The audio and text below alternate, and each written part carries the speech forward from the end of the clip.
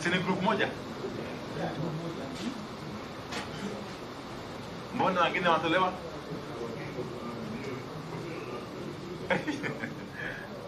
Okay, the leader, the team leader.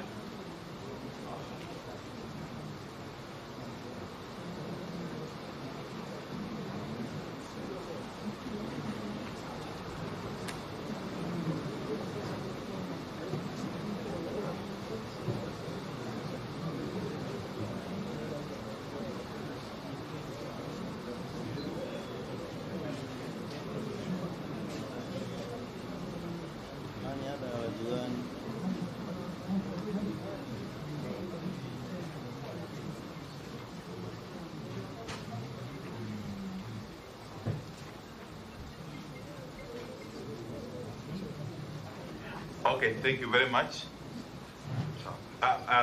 Very quickly, we have Honorable Amina Abdallah from Malindi, the Honorable Waziri Eugene Wamalwa, the Honorable Senator Okongo Mugeni. Personally, I'm Opio Wandai. We have got Governor, Her Excellency Cecily Mbarire of Embu County. Chairman. Asante sana. Naitwa Bishop Martin Mafumbo. Natoka Trans-Nzoia County. Mimi ndio ninaongoza hii timu ambayo tumekuja nayo ya jamii zote za Trans-Nzoia, zaidi ya jamii 43 pamoja na wakilishi wengine. Kwa hivyo kabla tujaendelea, kuna ningetaka nikueleze kwamba wale tumekuja nao tuko na jamii 43, lakini kwa sababu ni wachache wamekubalika kuingia mahali hapa, chairman, kwanza ninakuheshimu pamoja na kamati yako. Wengine wako umumu, wengine wako hapa nje. Si wangesimama tu hapo nyuma. Tuliambiwa wasikuje, kama wangeturuhusu ingekuwa ni vizuri sana. At least because they are just for 10 minutes, 15 minutes. Kama tu huko nyuma ndio wao pia wajisikie. Tafadhali. Wako bomas. Tafadhali. Tafadhali chair. Thank you very much for that. Dear chairman. So endelea ama tungoje? Endelea. Haya, asante. Hapa nimesema tuko na jamii 43 ambao ningetaka tafadhali chairman, wale wachache wako mahali hapa uniruhusu ni wa introduce. Nataka kabila zote 43 ambao mko mahali hapa, simameni. Simama tu wenye mko hapa. Chairman, hapa tuko na jamii mwakilishi wa Gema, ndio huyo hapa. Pale nyuma tuko na mwakilishi wa Somali, ndio yule pale. Pale tuna mwakilishi, nimengojea chairman amalize. Yes, proceed. Haya chairman, inaanza tena hapa. Mama, niko na mwakilishi wa Gema, anawakilisha jamii ya Gema Trans-Nzoia County. Pale niko na jamii ya Wasomali, anawakilisha Wasomali Trans-Nzoia County. Kachini. Pale niko na jamii ya Jaluo, anawakilisha jamii ya Jaluo kutoka Trans-Nzoia County. Hapa kachini kwanza kwa kabila. Hapa tuko na jamii ya Wamaragoli, anawakilisha jamii ya Wamaragoli kutoka Trans-Nzoia County. Tuko na jamii ya Wakamba kutoka Trans-Nzoia County, unaweza kuketi chini. Tuko na jamii ya Itaho kutoka Trans-Nzoia County. Tuko na jamii ya Teso kutoka Trans-Nzoia County, na tuko na jamii ya Wabukusu kutoka Trans-Nzoia County. Ndio vile mwenyekiti wa wafanyabiashara. Yes. Anawakilisha kila mtu. Unaishi Kitale? Naishi Kitale, Trans-Nzoia County. Asante. Alafu kule nyuma pia tuko na jamii ya Wabukusu kutoka Trans-Nzoia County. Tuko na chairman ya Waturukana kutoka Trans-Nzoia County, ndio yule mahali pale. Tuko na mwakilishi wetu pia anaitwa Kaburu kutoka katika jamii ya Wabukusu, na tuko na chairman wetu ambaye pia anawakilisha jamii ya Wanyala. Marama. Marama. Marama. Yes. Very good. So unaona tumekuja jamii yote Alafu kikundi cha pili tuko na professionals. Simama, huyu anawakilisha professionals. Alafu pia tuko na professionals wako hapa. Alafu pia tuko na kikundi ya tatu ambao ni viongozi wa kidini kutoka Interreligious Council, dini zote kutoka Trans-Nzoia. Mimi nikiwa katibu wao hapa. Alafu mama ndugu, tuko na secretary ni Muislamu kutoka Islamic Faith. Alafu wa mwisho kabisa katika hii kikundi ambayo tumekuja mbele zako bwana chairman, tuko na wale waliadhiriwa na mambo ya clashes ya mashamba, wakahamishwa kwa mashamba, ambao waliadhiriwa leo hawana mashamba, wanaishi kwa center, lakini shamba zao kuna watu wanaketi. Yuko hapa mwakilishi wao. Simama. Huyu mama hapa ni mwakilishi wa wale walihamishwa kutoka katika mashamba. Tumekuja na wao wako hapa, lakini ni mmoja. Through you chairman, kwa sababu mlikuwa umetuambia mtatupa 30 minutes. Hapana, Mungu dakika 20, lakini endelea. Endelea tu. Yeah. Nilikuwa nataka alafu nimesahau. Tafadhali nisamehe. Niko na mheshimiwa kutoka County Assembly ya Trans-Nzoia.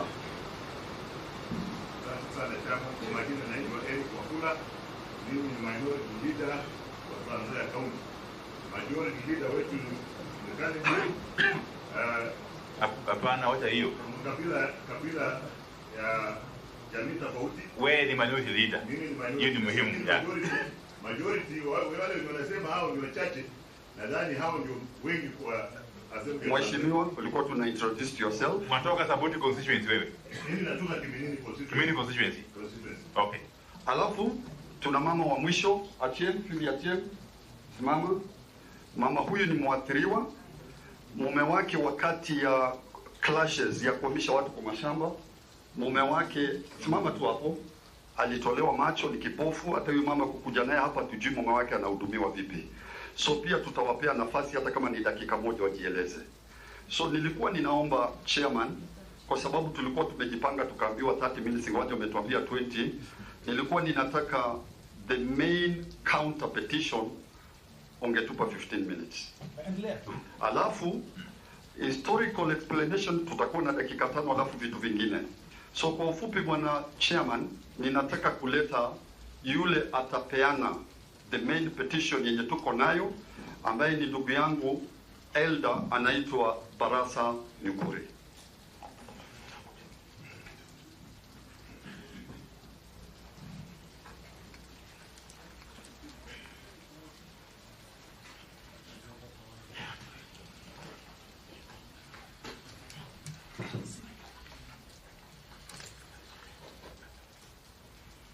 Chair, members of the National Dialogue Committee, my name is Barasa Nyukuri, a professional and one of the students on conflict resolution from the 90s. I've published books and articles in journals. So today, I'm appearing on behalf of the professionals and elders from 43 communities in Trans-Nzoia. We appreciate your mandate. Of course, whatever else I will say about your mandate, we have written in our document, so we don't have to read for you. Mainly, we have listened to what has been going on. I will focus on electoral justice and the issue of boundaries. That's our main agenda here. Other issues like the cost of living, my brother Wakili Waso will talk about. Just to begin with now on electoral justice, I want to say that we still think there's something that is hidden, and that's why we support electoral justice to be through transparency and accountability. Article 86 of the Constitution talks about an election that is accurate, verifiable, free and fair. So we need also to justify that, and that is one of the mandates of IEBC under Article 884. So electoral justice is mandatory because the power of the ballot is the one that rules, and that is the will of the majority must reign. If it doesn't become the power of the ballot, then the opposite will reign, which we don't want. We don't want suspicion and mistrust. Year in every election, people are worried. Their mistake is just casting a vote. So we want electoral justice for all. Let the winner have it. The losers must also be satisfied that they lost, but freely and fairly. So for us, there's no shortcut to that. I'll come to now the issue of boundaries. I'll begin with the boundaries for constituencies and wards. If we look at Article 89 of the Constitution, Chair, that mandate is solely within the IEBC, Independent Electoral and Boundaries Commission, under Article 89.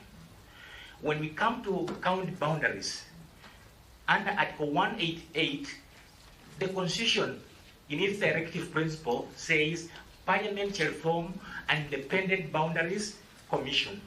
So far, we don't have a Boundaries Commission. The law that governs creation of boundaries is still pending in the Senate. The Senate Boundaries Bill 2023. Maybe you will help us by helping us fast track it. But otherwise, it's outside the mandate of this particular committee to discuss boundaries. Because what will be the work of the Independent Boundaries Commission for counties? And anything to say which bills? I want to repeat it by saying Article 188, and I'm sure we have our friends who can read it, and I'm sure you are capable, says Parliament shall create an Independent Boundaries Commission for purpose of counties, solely for that purpose. But here you have so many other agendas, so you are not solely for that purpose of boundaries. For me, you should down your tools on boundaries. That's my take. You say we have got no jurisdiction. Yes, you don't have when it comes jurisdiction. to the issue of In law, when you have no jurisdiction, you down your tools. So talk about other things, make recommendation for us to have the County Boundaries Commission or Independent Boundaries Commission. That will be the help you can do. You cannot go ahead and even name because you will have taken over the mandate of somebody else. Please don't do that. And you say there's a bill. Yes, the bill is there, the Senate Bill, Yes. County Boundaries Bill 2023, that is now pending in the Senate. Help us to fast track it so that once it becomes law, they will create for us an Independent Boundaries Commission, and then they can now take that mandate for us to move on. We have a copy of that. If you want to look at it, we will share with you. So now I want to move.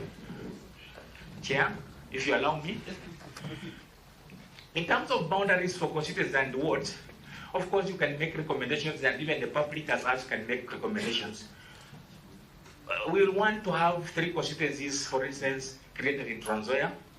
That's in Cherangani, can be split into 2. Support can also be split into 2, and Kiminini into 2. And our brothers who are also looking for a new county, we can have Bungoma split into 4. We have Mula split into 2, is so big. Kandui can also be split into 2. Tongaren can also be split into 2, and Mount Elgon can also be split into 2. So that we have 4, we have 3 additional for 5. At the moment, we only have 5 sub-counties in Trans-Nzoia. I don't know how viable and sustainable is it to create now a county. Trans-Nzoia as it is now, the population is around 940,000. That, for us, is still not viable. And if you are to look at the issue of domestic resource mobilization, Trans-Nzoia is one of the candidates for dissolution. So if you now want to divide it, we will now be dissolving it more, unless they're telling us they want to dissolve Trans-Nzoia. So we are not agreeing with the solution, or rather the subdivision of Trans-Nzoia. Given our history, and my friends will talk about it, this petition documents the historical injustices in Trans-Nzoia from the colonial period, when the colonialists created settler communities. And the people who are original inhabitants of Trans-Nzoia were pushed in native reserves. So I think every community claims justice. Who are they? The Bukusu and the Luya. They were pushed to Kitosi, others went to Uganda, Luyembe, others were dispersed to Eldoret and other parts.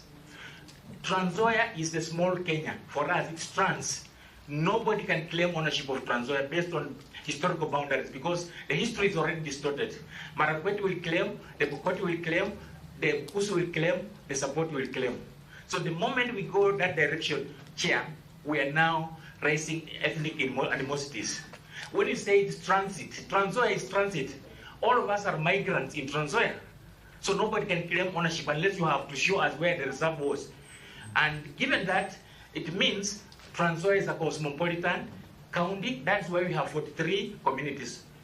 And some communities are claiming they have been marginalized. Here, I want to repeat and go on record that that's not true. Some of those people who are claiming they're marginalized, they're the second largest community in Bungoma and Trans-Nzoia. In terms of governance, they have the senator, they have the women rep, they have the deputy governor, They have also CEC, they have chief officers, and they're in charge, and member of parliament. Out of the 25 wards, our brothers occupy 5 in total, and to demonstrate that they have not been fair to other communities. Your brothers, no, your record. Our brothers are the support. Don't know who are the They support, our sisters and brothers are the support, whom we have coexisted for some time. But historically, they are saying they want to be on their own. I don't think this is a forum to create an ethnic-based county. It will be very dangerous for the other 43 communities in Trans-Nzoia, because we are all transit. Trans-Nzoia means transit. So we cannot claim ownership on a transit or a cosmopolitan county. It was settlement, we have come and settled. And history has shown that whenever there is such a claim of a constituency or a boundary review, clashes are always accompanying it. We can mention the 1991-92 clashes, where the common password was Hatutaki Madoadoa. That means other communities must be executed from, expelled from those. And that is demonstrated in this petition chair through the list of land, that acres and farms that have been grabbed by some people within such a kind of community. So we have detailed for each of the wards the land that has been grabbed. And these thousands of acres. We will present, and there's evidence, and you can verify. Which report is that? Our own. Okay. Our own. We have based this petition on the Kiliku report on 1992, a Kiumi report on 1999. We have based it also on the studies that were done by Philip Waki on the judicial inquiry, and then the TRC, where I was also one of the researchers. I've also published on the impact of past and potential ethnic conflicts in Kenya, but specifically Western. My document is on the website. You just put in my name, Barasa Nyukuru, you will see. It's quoted all over the world. So this is based on research. It's not something which is, and I predicted that the clashes will come, and they came. We don't want that ugly face again of clashes in Trans-Nzoia. It will disorganize us. Some people don't have a home, simply because their land, as we have come with some of those mamas, they don't have a home. Their land was taken away, cattle also taken away, all property destroyed, and even documents. On this petition chair, we have attached even court rulings. We have attached even certificates of allocation in terms of allotment, and even title deeds.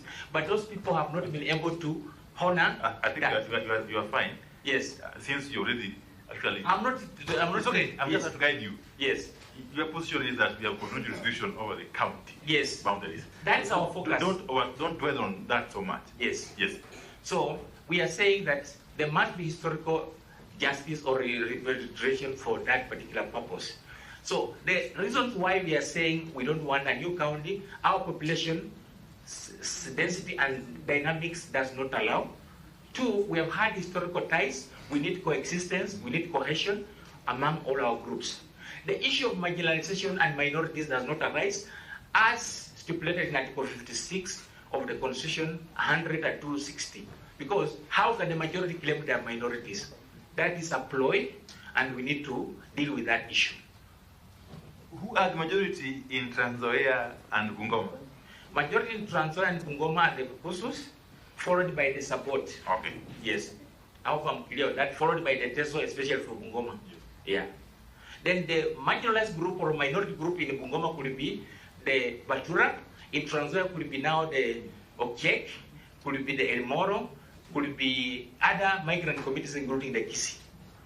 But the other ones are not minorities. If you read our petition chair, we have been able to document even where they have benefited more in county allocations.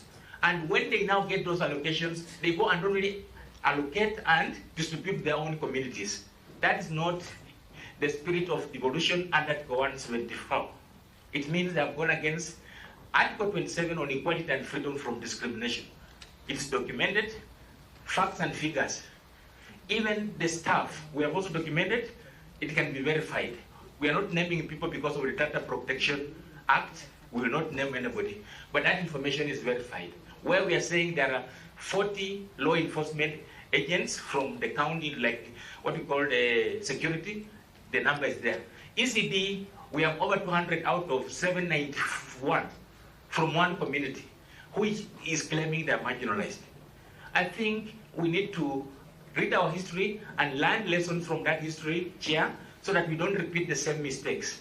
Otherwise, the word rounds are very high, and the social media is aware of all those sentiments of saying what had won. Thank you, Chair.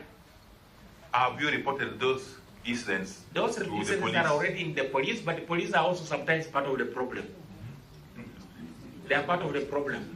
They also take sides. Yeah, because as a community, we want to really encourage peaceful coexistence. We want peaceful coexistence. Harmony. We want harmony. We don't want any inch of Trans-Nzoia, which is just around 2,499, to be annexed or be subdivided. It will not be economically viable as a county. We are doing very badly in terms of domestic resource mobilization.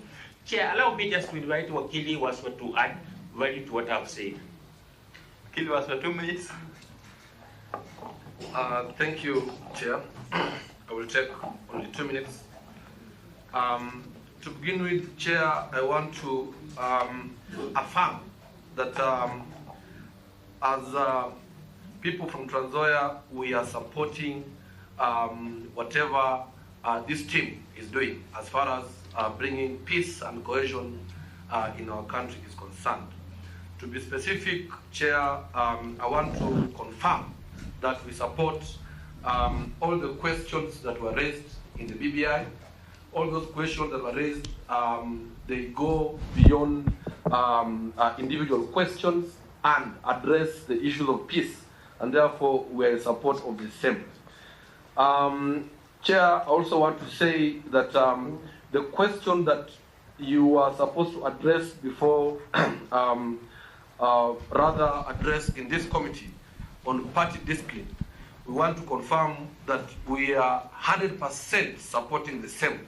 We cannot sit as a country or as professionals and support what some people call political party prostitution, whereby you use a political party as a bus, then once you get to parliament or wherever, then you want to begin hoping. We must have that discipline. If we won't have that discipline, then we will have no business having political parties. Let's just disband the political parties, then just go and vie individually with all political parties. But for us to sustain the same, if we're going to sustain political parties, then we will have to adhere to the party discipline. Another issue, Chair, I want to address the question of the cost of living. Kenyans are doing badly, are doing very, very badly. Things are too much. Taxes are too high. Taxes are so many. Taxes are so many in this country. Taxes left, right, center. You cannot milk a cow and not giving it food. You must be able to provide enough for the cow before you milk it. What we are seeing is the opposite. And Kenyans are being pushed to the wall. The point is made. And they will be bust. Yes, yes.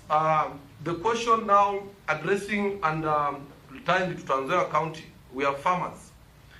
What we are saying is we are supporting the question of subsidized fertilizer. We support it. And as a county, even now, we are now harvesting. But now the question that Trans-Nzoians are asking, why are they harvesting maize at the same time maize is being imported? Should we just stop farming?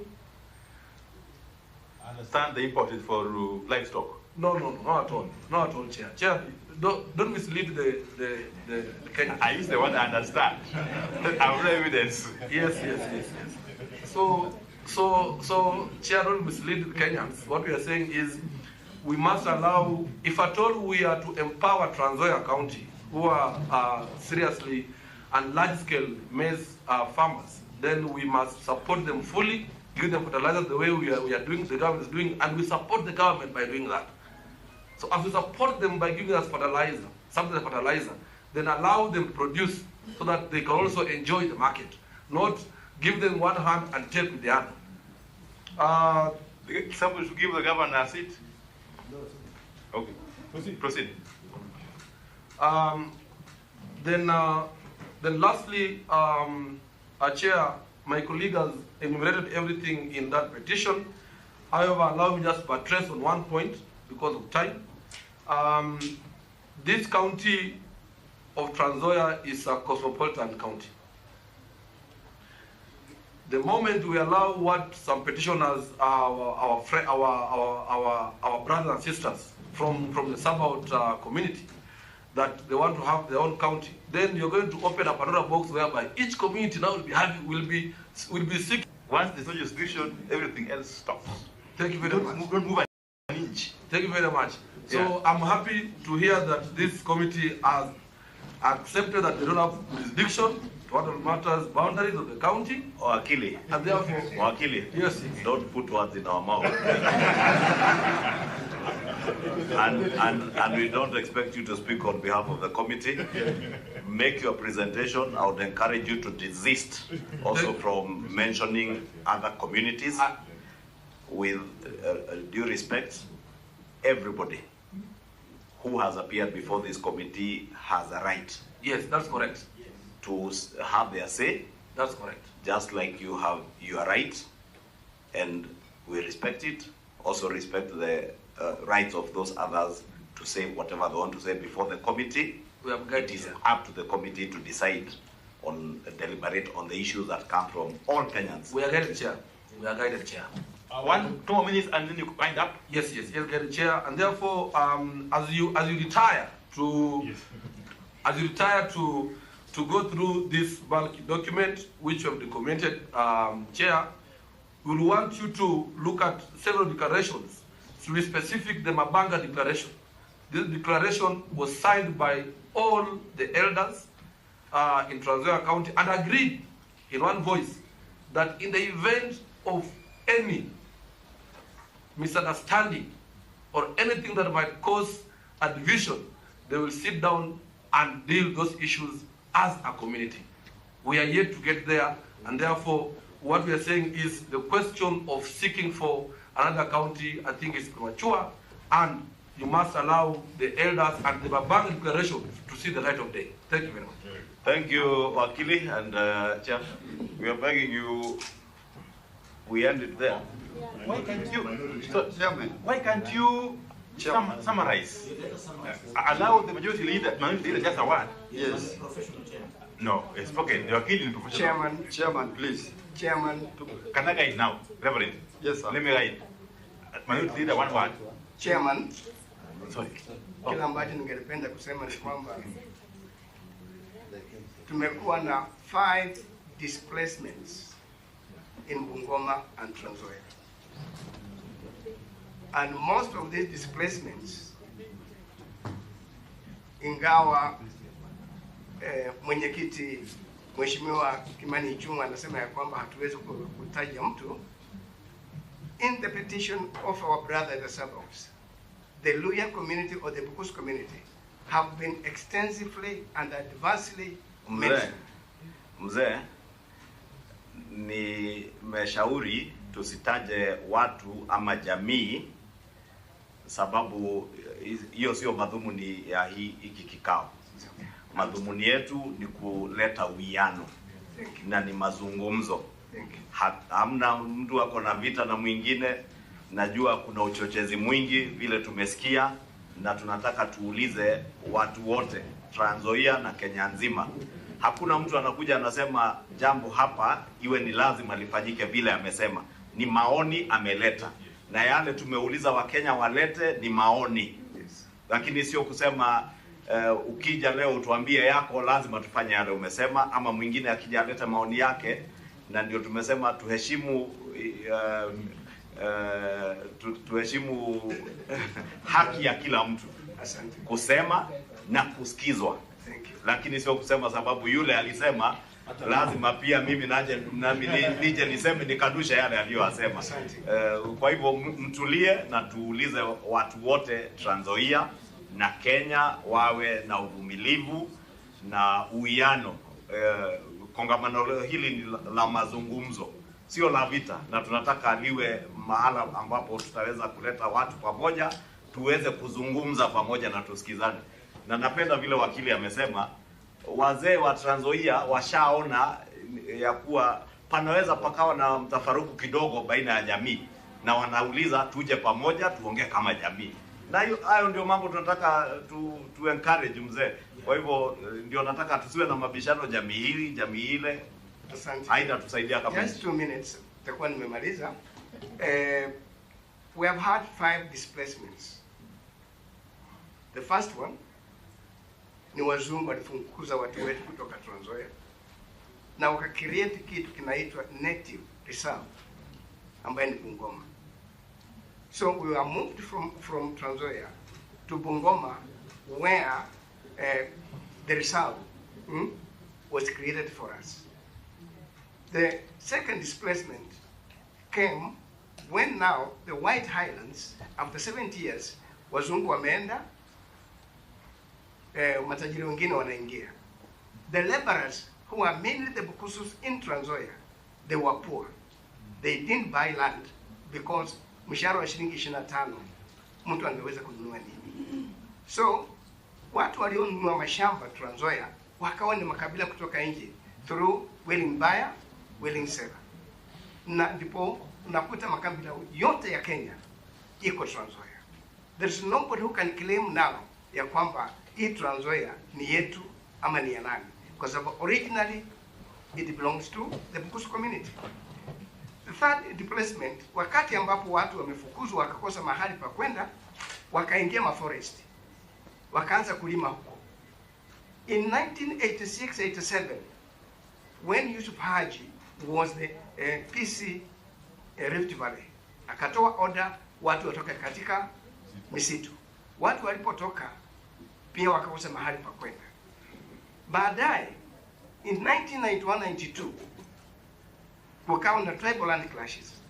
Na hizi clashes zilikuja hivi kwa sababu one of the nominated members of parliament 1988 ambaye alisema ya kwamba jamii yao ambao sasa ni jamii ya Wasabaot ya kwamba hawana makao, hawana mahali pa kukaa, na wengine wengi wako Uganda. So baadaye schemes zikawa created in Trans-Nzoia. Hiyo record iko kwa hizo reports mbili, very well captured. So leave it at that. I want to give the leader of minority 1 minute, then we close. Please, just the leader of minority and we close. I am certain every other person there has something very burning they want to say. You can see others at the back gesturing. Yes. Thank you, leader in Trans-Nzoia County. And as you see, Trans-Nzoia County is a small, unique county. From what they've just mentioned, Trans-Nzoia County is like Nairobi, and we always call ourselves small Kenya. Why we are saying small Kenya? We've got all communities, the 43 plus other communities that have come from other outside the country. We've got the Sudanese, we've got the Ugandans, we've got the Rwandese. They are all residing in Trans-Nzoia County. So we are happy. Our cohesion has made, if you come to the assembly, as we work as people or leaders of Trans-Nzoia County. We don't want to mention tribes, but there are different communities that have been elected. From the beginning, if you look at the history, we've had mayors from different laws, if I can say, although you didn't say, we've got Kikuyu, Zubi, and Kisis. All people have been given opportunities to lead in Trans-Nzoia County. Currently, shockingly, the government of Trans-Nzoia is led by the governor, George Natembea, but it's a minority government. We are the minority. As we speak, the Trans-Nzoia now, the people who are believing that we are the ones who are being affected, we've got only, the minority government has got only 11 members of the county assembly. The majority come from, shockingly, I can UDA. The majority come from UDA. UDA, not UDA. UDA. So the uniqueness of Trans-Nzoia County, there is no single individual that can say we have been marginalized. And even previously, like in the past 5 years, the leader, the deputy speaker and the majority leader came from one community. Currently, as we speak, the governor comes from one community, the senator comes from another community, women rep, The point is made. Yeah. And we know all those things. Yeah. So the uniqueness of Trans-Nzoia County, I want to request the committee, please, let Trans-Nzoia County, our 5 sub-counties remain. Because if you can imagine, if you reduce, we are only 5 sub-counties. If you reduce to Thank you. 2, then what will be the governor believe? Thank you, leader of minority. And in closing, we'll end it there. Mr. Chairman, Chairman, We shall end it there. Mr. Chairman, I want to talk about Article 56. We shall end it there. And Mr. Chairman, look at Article We shall 56. end it there. And I will order you be removed from this room if you open your mouth again. Chairman, I wanted to conclude. We end it there. and let me finish. We'll just play, then we can. Yeah. In 30 seconds, because you must also bear with us, we are time constrained. Yeah. Yes. And we really want to thank you, because that will be my only comment. Thank you. We want to thank you for the very good presentations and encourage you to encourage, as Mzee said, and the gentleman who is next to the Mzee, the one who had a very eloquent presentation, continuous dialogue among us, the people of Trans-Nzoia, so that you remain, as the leader of minority says, as one united county, knowing that Trans-Nzoia is home to everybody. It's not home to any one particular community. It is home to the 43 Kenyan communities that live in Trans-Nzoia. And that should be the spirit of this engagement. And I want to plead, because as you have rightly said, there's a lot of negative sentiments even on social media, to plead with the people of Trans-Nzoia to be patient with each other and allow each other to have their say. Nothing said before this committee is what will be. It is simply Kenyans airing their views and giving their opinions in their perspective, and it should be allowed, just as you are allowed to air your perspective, others air their perspective. You never know, tomorrow maybe another group of another so perceived marginalized community. My own community is a minority in Trans-Nzoia. And if they come here tomorrow and say, we listen to them, isn't it? So, Including mine. Including the minority. And I've had the leader of minority say, everybody has had a chance to be a mayor, councillor, and MCA. So we encourage you, and Reverend, we would pray that you will lead together with the elders of the Mabanga Declaration in bringing the people of Trans-Nzoia together, just like we are endeavoring through this dialogue committee to bring the people of Kenya together. And that should be the spirit. 30 seconds. So, tungeomba chairman, muturuhusu kupeana zile document umekuja nayo. Kuna main document ya counter petition ambayo ningetaka my brother Nyukuri aweze kuhand over. Alafu peleka ndugu yangu. Alafu kuna memo ambayo inatoka kwa 43 communities.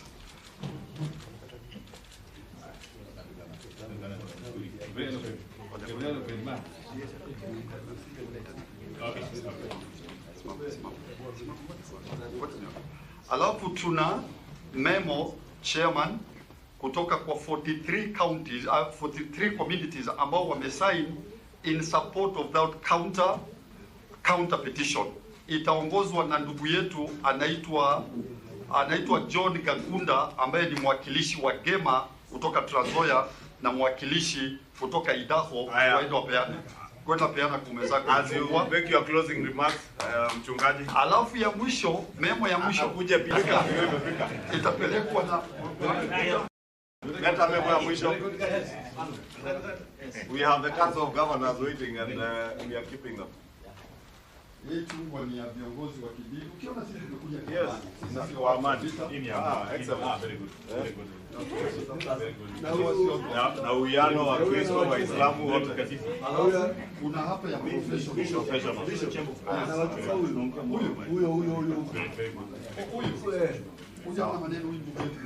Haya, asante, tunawashukuru. Sasa tutawaacha mwende, tutawauliza, mtatokea upande wangu wa kulia. Haya, mchungaji, maombi kwa njia mfupi. Haya, tuombe, simama mwenyekiti. Simameni tuombe. Baba wetu wa mbinguni, katika jina la Yesu, jioni ya leo tunakushukuru na kukuabudu kwa kutuwezesha kufika katika hii kamati ambaye Bwana ilikupendeza wewe ikaweze kutengenezwa ili kuhusika kuleta amani hapa Kenya. Tunakushukuru kwa sababu ya Raila Odinga pamoja na rais wetu William Ruto, Baba, kwa kukubali kuwa mwanzo na hata kuongoza mbele kuleta amani katika nchi hii ya Kenya. Bwana, sisi watu wa Trans-Nzoia County ambaye tumekuja katika hii kamati, tunaombea hii kamati ikawe na amani, ikawe na baraka, ikawe na hekima, ikawe na maarifa wanapofanya kazi yao. Tunaomba Bwana ukabariki Kenya, ukabariki Trans-Nzoia, ukabariki kabila zote za Trans-Nzoia.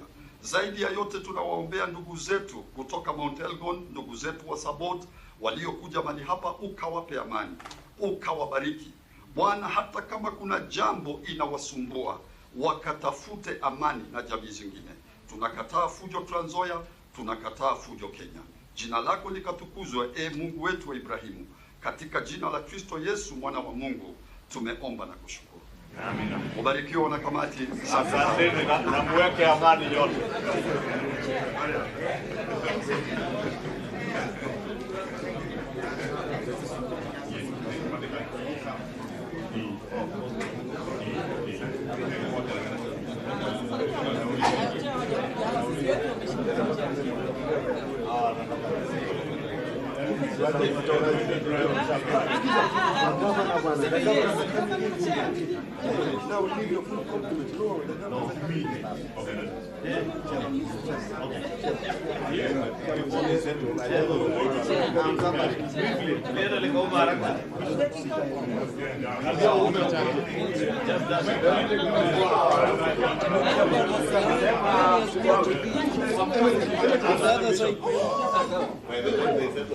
Let's have order. Let's have order.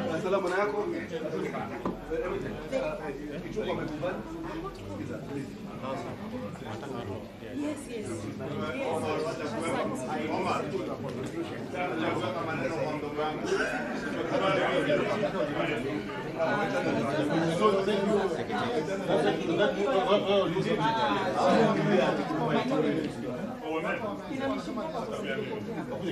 It's that bad.